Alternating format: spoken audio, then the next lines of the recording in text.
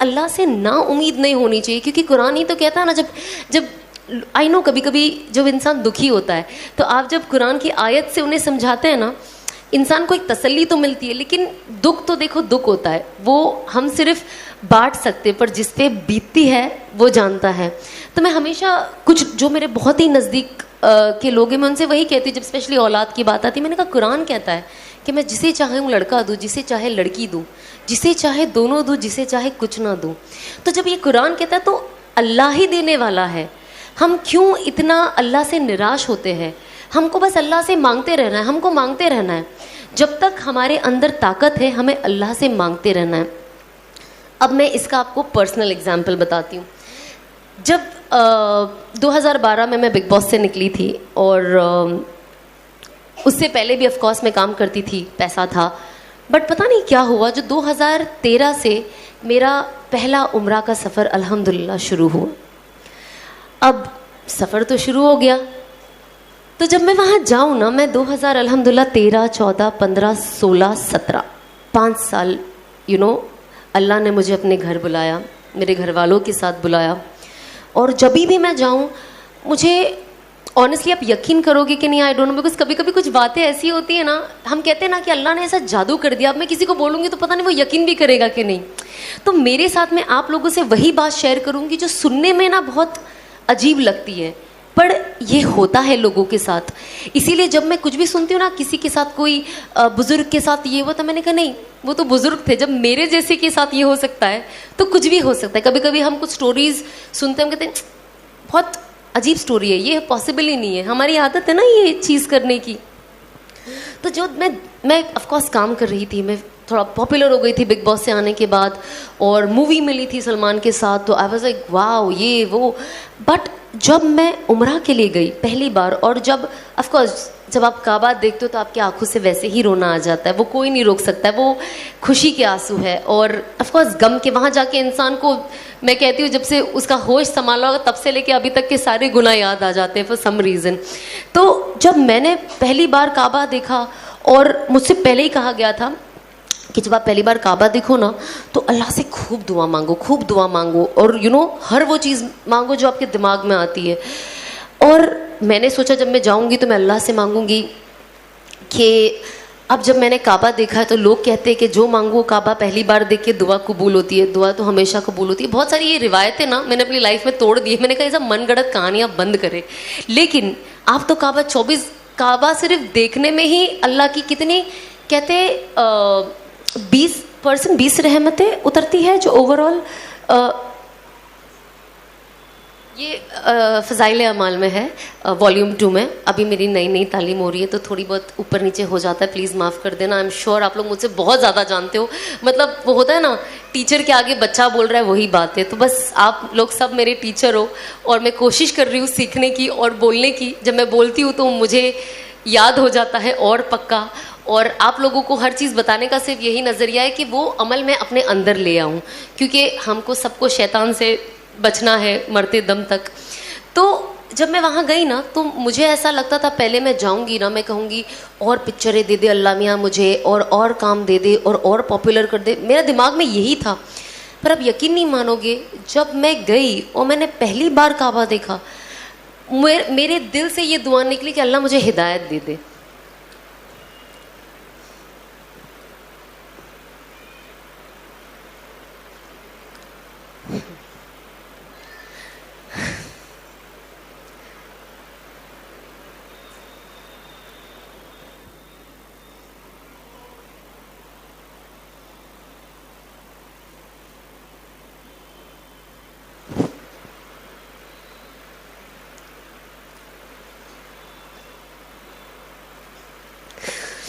Honestly I don't know कितने लोग इस चीज़ को वैल्यू करते हैं, पर मेरे लिए ये वर्ड हिदायत मेरे लिए बहुत वैल्यू करता है, बहुत। इस चीज़ ने मेरी दुनिया और शायद मेरी आखिरत बदल दी है। और कहीं ना कहीं जो असबाबी तौर से दिखता है, मैं सोचती हूँ शायद मुझे जहन्नम की आग से बचा लिया है। तो जब ये वर्ड ही आता है ना तो मेरा दिल बहुत भर जाता है कि अल्लाह ने कैसा कर दिया। मतलब जब हम पढ़ते हैं ना कुरान शरीफ और उसमें लिख के आता है कि अल्लाह जिसे चाहे हिदायत दे। तो जब मैं आती है ना एक और कि I was lost and he found me and he guided मी। मैं गुमराह थी और उन्होंने मुझे सही रास्ता दिखाया। तो मैं कुरान शरीफ अभी भी जब भी पढ़ती हूँ और जब वो आयत आती है और मैं पढ़ती हूँ ना, मेरे आँख से आंसू ऐसे टप टप गिरने लग जाते हैं और मुझे रुकना पड़ता है कुछ वक्त, क्योंकि मैं खुद अभी तक ये डाइजेस्ट नहीं कर पाई हूँ कि अल्लाह ने ज़िंदगी मेरी कैसे बदल दी। बस अल्लाह इस्तिकामत दे और आखिरी दम तक हिदायत पे रखे और हिदायत पे मौत दे। तो मैंने अल्लाह से मांगा कि अल्लाह मुझे हिदायत दे दे और मुझे इस हराम से बचा ले और मुझे हलाल पे डाल दे। मुझे नहीं पता मैं क्या करूं। अगर मैं ये काम छोड़ूं तो मैं करूं क्या? मुझे तो कुछ आता भी नहीं है, जॉब पे तो मैं जा नहीं सकती, तो मैं क्या करूं? उसके बाद मैंने अनफॉर्चुनेटली दुनिया ऐसी है ना, ये बहुत सैड चीज़ है जो मैंने शादी के बाद भी बहुत एक्सपीरियंस किया है लोगों के ज़रिए, बट मैं अदरवाइज़ आपको एक्सपीरियंस बताऊंगी कि लोग कहते हैं, जो लोग थोड़े बेचारे गुमराह हो जाते हैं और जो थोड़े ज़्यादा हो जाते हैं मेरे जैसे, वो कहते हैं सब छोड़ दो, सब छोड़ दो, हिदायत पे आ जाओ, सही रास्ते पे आ जाओ, सही रास्ते पे आ जाओ, और ये तो फहाशी है और गैर महरमों के साथ ऐसे काम करना बेशक गलत है। बट जब इंसान सुधरना चाहता है और अपनी ज़िंदगी सही करना चाहता है तो फिर वो उनके ऊपर अपने तानों की बारिश कर देते हैं कि इंसान उल्टा पैर भाग जाए, कि भले मैं सीधा हो जाऊं लेकिन मुझे लोगों को नहीं बताना है कि यार मैंने अल्लाह ने मुझे हिदायत की तौफीक दी, क्योंकि लोग मेरा मजाक बना रहे हैं और शायद इनकी वजह से ऐसा ना हो कि मैं वापस जहाँ से आई मैं वहाँ चली जाऊँ, क्योंकि इंसान कमज़ोर होता है ना। इंसान ताने, आज हम घर में ताने सुनते तो कैसा लगता है कि घर से भाग जाओ, होता है ना कभी कभी फीलिंग, भागना नहीं है बट वो फीलिंग आती है ना एक इंसान को। तो जब इतनी सी चीज़ पे जब आपकी अम्मी आपको कुछ बोल दे या कुछ ऐसा हो जाए तो इंसान सोचता है यार कितना, क्यों ऐसे यार, मुझे क्यों ताने दे रहे, इंसान कितना रोता है। तो आप सोचो जो इंसान चेंज होकर आता है, जब उसके लिए ये सब बोला जाता है तो वो चीज़ लेना, एक्सेप्ट करना बहुत मुश्किल हो जाता है। और बहुत, क्योंकि वो ऑलरेडी इतना इमोशनल होता है कि आप उसको कुछ भी बोलो उसका इमोशन इनटू 10 टाइम्स बढ़ जाता है। तो सब तो कहते हैं छोड़ दो, सही रास्ते पे, सही रास्ते पे। पर जब इंसान अगर वो लड़की है ख़ास तौर पे, अगर वो चीज़ें छोड़ देती, सही रास्ते पे आ जाती है, तो कोई दीनी घर उसे अपना बेटा नहीं देता। तो जब आप अपना बेटा नहीं दोगे तो अगर वो लड़की सही रास्ते पे आके सही चीज़ अपनाना चाहेगी तो वो उसमें आगे कैसे बढ़े? हम जब ये बात आती है ना कुर्बानियों की, और जब हम हदीसें पढ़ते हैं तो हम ना ये सारे एग्जाम्पल्स लोगों को तो बहुत अच्छे से दे देते हैं, बट जब वो अपने पे आती है ना तो हम वो करना पसंद नहीं करते। इसीलिए मैं मेरे हस्बैंड की बहुत ज़्यादा शुक्रगुजार हूँ और साथ ही साथ मेरे सास ससुर की, कि जो ये सारा सिचुएशन देखकर मुझे खुशी खुशी एक्सेप्ट किए। मेरे हस्बैंड ने एक इतना बड़ा स्टेप लिए, क्योंकि होता ना जो इंसान आलिम होता है तो उनके जो सराउंडिंग वाले होते हैं वो उनका दिमाग, कुछ लोग, नॉट ऑल, कुछ लोग ऐसा दिमाग में फितूर बिठा देते कि सामने वाला जो कुछ करना भी चाहता है तो उसे नहीं करने देते, क्योंकि उसको इतना डाउटफुल कर देते हैं कि आप तो इससे शादी कर रहे हो, ये टिकेगी कि नहीं। मतलब मेरी निकाह पे तो ऐसी ऐसी बातें उठी थी, मैं टिकूंगी कि नहीं, शादी मेरी 6 महीने भी नहीं टिकेगी और मैं वापस वही हो जाऊंगी जो मैं थी। और मैं अल्लाह को यही कहती थी कि अल्लाह मुझे सब्र दे और इन सबको दिखा दे कि ये लोग कितने गलत हैं। और शायद जब वक्त जाएगा और लोग देखेंगे तो शायद अपना नज़रिया बदले। मुझे जो चीज़ से मैं गुजर रही हूँ अभी, और जो तकलीफ़ चीज़ें सुनकर मुझे हो रही है, लेकिन मेरे कुछ चीज़ को लोगों तक ऐसे पहुँचा कि मेरे बाद आने वाली लड़कियों के लिए आसानी कर दे, ताकि मेरे जैसी जो और लड़कियां हैं वो अपनी ज़िंदगी का रुख बदले। और अनस को देखकर जो लड़के हैं वो ये करने के लिए आगे बढ़े कि हमें लाया गया, इसलिए हमें बातों के लिए तो ना लाया गया है। मैं तो यहाँ बैठ के बड़ी बड़ी बातें कर सकती हूँ, बड़ी बड़ी बातें कर सकती हूँ, लेकिन अगर मैं वो अमल नहीं करती हूँ तो कोई पॉइंट ही नहीं है। और अल्लाह कहता है ना कि जब आप दाई बनो और जब आप लोगों को कुछ बोलो, अगर मैं आज आपको बोलूँगी ना कि आपको 2 रकात नफिल पढ़नी है तो मुझे 4 रकात तो एटलीस्ट पढ़ने वाली होना चाहिए, तब अल्लाह मेरी बातों में वो वज़न देंगे और वो जोर देंगे जो आप लोगों के दिल में जाके उतरेगी। वरना सिर्फ बातें यहाँ से सीधा वो डोर के बाहर हवा में निकल जानी है। फिर अल्लाह कहेंगे जब ये खुद ही कुछ नहीं करती है तो आपके दिलों में लाना मुश्किल है ना। तो ये बहुत ज़रूरी है कि हम किस चीज़ के बारे में क्या सोचते हैं। हमें सोच के साथ हमें कहते हैं ना, हम प्रीच करने वाले नहीं बने, सिर्फ you practice what you preach. आप जो बोलते हैं आप खुद प्रैक्टिस करें। तो मैं ऑफ कोर्स बातें करने से पहले मैंने प्रैक्टिस करना शुरू किया, और जितनी चीज़ मैं अभी प्रैक्टिस करती हूँ मैं वो चीज़ बातें करती हूँ, और जो चीज़ मैंने नई नई अमल में लाई है मैं वो भी कोशिश करती हूँ कि मैं शेयर करूँ, ताकि साथ ही साथ जिन किसी को एक्चुअली पता, आप यकीन नहीं मानोगे, जैसे मुझे मेरे शौहर एक कोई बता देते कि आप ये पढ़ो, ये पढ़ने के बाद ये ज़्यादा ज़रूरी है और इससे फलाना फलाना फ़ायदा है। पता है मेरी सबसे पहली फीलिंग क्या होती है? मैं जल्दी से इंस्टाग्राम पे डाल दूँ ताकि सब पढ़ ले और सबको ये फ़ायदा हो जाए। आज अल्लाह ने ऐसा किया है कि ये फीलिंग सबसे पहली फीलिंग है जो मेरे दिल में आती है कि लोगों का फ़ायदा हो, लोगों का फ़ायदा हो। जैसे इन्होंने कहा, कुरान में लिखा है उखरिजत लिन्नास, कि हमें बनाया गया है एक दूसरे की बेहतरी के लिए। अल्लाह कहता है कि आप जाए और लोगों को बताएं कि मुझे क्या पसंद है, और लोगों को जाकर ये भी बताएं कि मुझे क्या नहीं पसंद है। और जो मेरी सुन्नतों को फॉलो करेगा और हुज़ूर पाक सल्लल्लाहु अलैहि वसल्लम की सुन्नतों को फॉलो करेगा, वो बिल्कुल कामयाबी के रास्ते पे है। तो यही तो कुरान हमें कहता है एकदम खुले अल्फाज में। इसमें रीड बिटवीन द लाइन कुछ नहीं है कि अब आप इसके कितने मतलब निकालोगे, इसका कोई मतलब नहीं है। कट एकदम स्ट्रेट पॉइंट टू पॉइंट लिखा हुआ है। इसमें हमें कोई आगे पीछे की कोई दलाइल नहीं है, एकदम स्ट्रेट है। अगर ये कोई नहीं समझे तो वो बेवकूफ़ी ही होगा, है ना। इतनी तो समझ हम सब में माशाल्लाह से। तो जब मैं उम्रा के लिए जाती थी, मुझे अभी भी याद है कि मैं 5 वक्त सिर्फ यही दुआ मांगती थी। जो 5 बार गई हूँ हर वक्त ये दुआ मांगती थी कि अल्लाह हिदायत दे दे। मुझे नहीं पता मेरा हलाल का क्या ज़रिया है रोज़ी का, पर दे दे, और मुझे इस हराम से कैसे भी निकाल के बाहर भगाओ मुझे यहाँ से जल्दी, क्योंकि मेरी जान ऊपर नीचे होती है कुछ वक्त। पर तब कैसा होता था ना, कुछ कुछ वक्त होती थी। क्योंकि क्या होता है ना, एक मैंने बहुत अच्छी चीज़ पढ़ी थी कि जब इंसान ना अपने आप को इतने हराम में घेर लेता है तो उसे हलाल भी हराम नज़र आने लगता है। तो मैंने अपने आप को, अब मैं जो काम करूँगी तो जाहिर सी बात है वैसे ही लोग मेरे आसपास होंगे, तो मुझे हिदायत कैसे मिलेगी? उसके लिए मुझे ऐसे इंसान के साथ बैठना ज़रूरी है ना, और ऐसे इंसान के साथ बात करना ज़रूरी है। अब तब तो हम कोई मौलाना को देखे तो हम उल्टे पैर भाग जाते थे, क्योंकि हमें तो लगता था ये हमारी खिंचाई करने वाले हैं और बस मुझे सीधा जहन्नम में भेजने वाले हैं। और जब ऐसी अनफॉर्चुनेटली जब अनस से मुलाकात हुई थी और जब मैं उन्हें नहीं जानती थी अच्छे से, तो मुझे लगता था, शुरुआत में जब हमारी बात होती थी, मैंने कहा यार अब मैं क्या बात करूं, मैं तो पर्दा भी नहीं करती हूँ। और होता है ना यार, कोई मौलाना बैठे, भले आप कैसे भी टाइप की लेडी हो, लेकिन होगा ना भाई सर पे दुपट्टा तो रख लो यार, खुद का नहीं सामने वाले की तो इज्जत रख लो, होता है ना।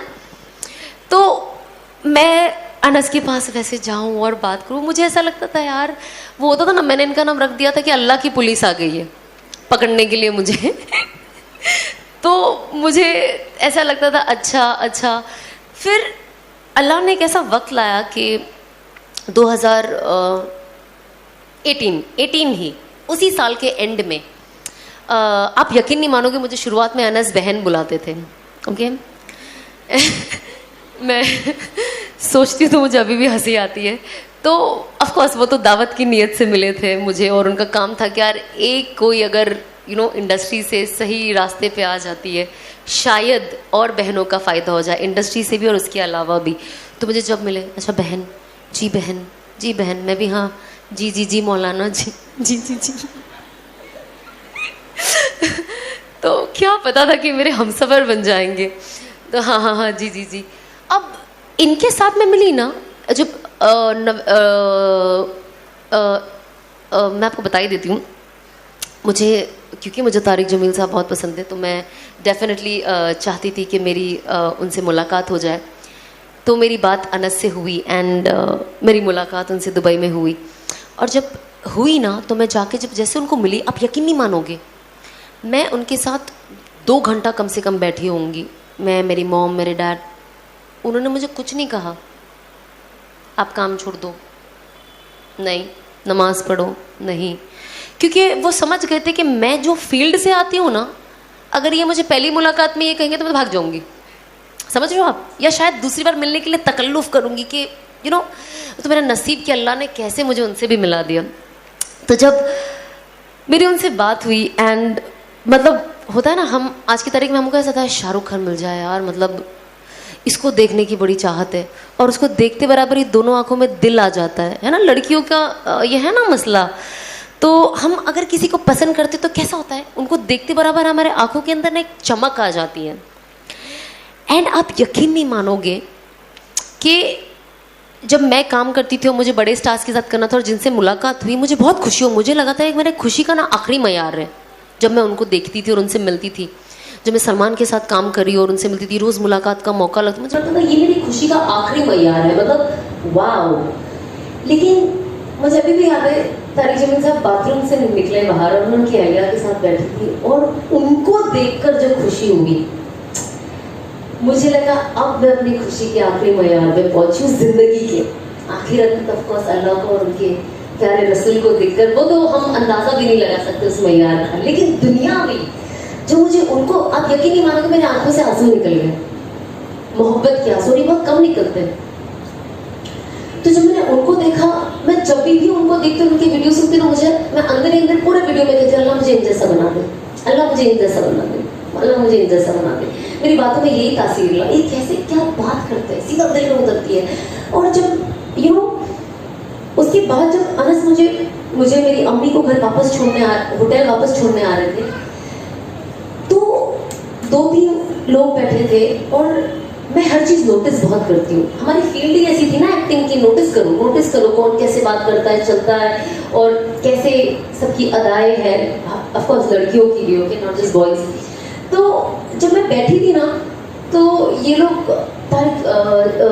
मरहूम जुनैद जमशेद साहब की बात करने लगे, और जैसे ये लोग बात करने लग गए, अल्लाह उन्हें जन्नतुल फिरदौस नसीब अता फरमाए, क्या शख्स थे वो, अल्लाह उनकी मगफिरत करे। तो एक सेकंड यू नो मेरे अंदर उस वक्त बहुत सारी चीजें आ रही थी, और सबसे पहली चीज जो मेरे उस वक्त दिमाग में आई, क्या मेरे पास मेरी जिंदगी में ऐसे कोई लोग हैं जो मेरे इस दुनिया में नहीं रहने के बाद मेरे लिए ऐसी बातें करें। क्योंकि मैं हमेशा लोगों को नॉर्मल लोगों की बात करती हूँ, जो दीनी तरफ इतना रुझाव नहीं है, वो यही कहते हैं यार वो अच्छा इंसान था पर इस दुनिया में नहीं है। मैंने कभी नहीं सुना कि सारे लोग जितने मजमे में बैठे हैं, 5-6 लोग अगर ग्रुप में बैठे हैं, सब बोल रहे हैं अल्लाह उन्हें जन्नत दे, आमीन आमीन। तो मैंने कहा मुझे तो यही चाहिए। तो उस वक्त मैं अपने आप से पूछी, क्या मैं ऐसे किसी को जानती हूँ?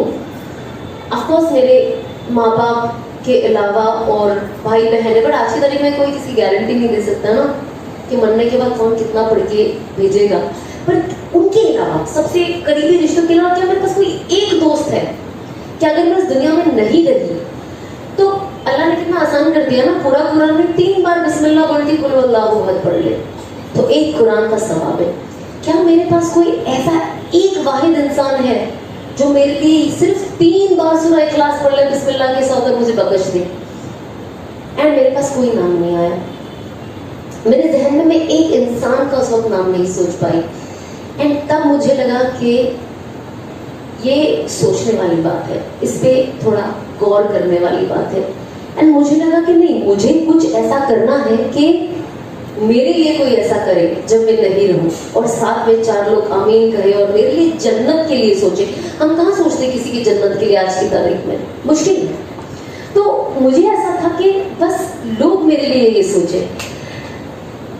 अब वो कैसा होगा, आपको ऐसे लोगों के साथ उठना बैठना पड़ेगा ना भाई। अब दुनियावी लोगों के साथ मिलोगे तो वो तो मतलब आप निकल लिए, आप दुनिया से भी खत्म, उनके जहन से भी खत्म। कभी मुश्किल से याद आ गए तो हमारी कुछ नसीबी, और उसके बाद अगर कुछ पढ़ लिया तो मतलब वो तो बहुत ही नसीब की बात है। तो वो तो ये बहुत डाउटफुल चीज है। अब हमें डाउट में नहीं रहना है ना, हम इस दुनिया की, अल्लाह ने जो कहा है हम अपने एतबार से कर ले कि अल्लाह ने कहा है तौबा से मगफिरत है, इससे जन्नत है, जहन्नम की आग से राहत है। अल्लाह ने कहा ये मुझे करना है। अब इसका फाइनल रिजल्ट क्या है ये तो आँख बंद करने के बाद ही पता होगा। आज मैं बातें करती हूँ, आप लोगों तक पहुँचाती हूँ, कुछ लोग शायद मुझे आज की तारीख में नेक समझते हैं, तो ये तो अल्लाह ने आपके दिलों में, कहते हैं ना, एक मोहब्बत डाली है।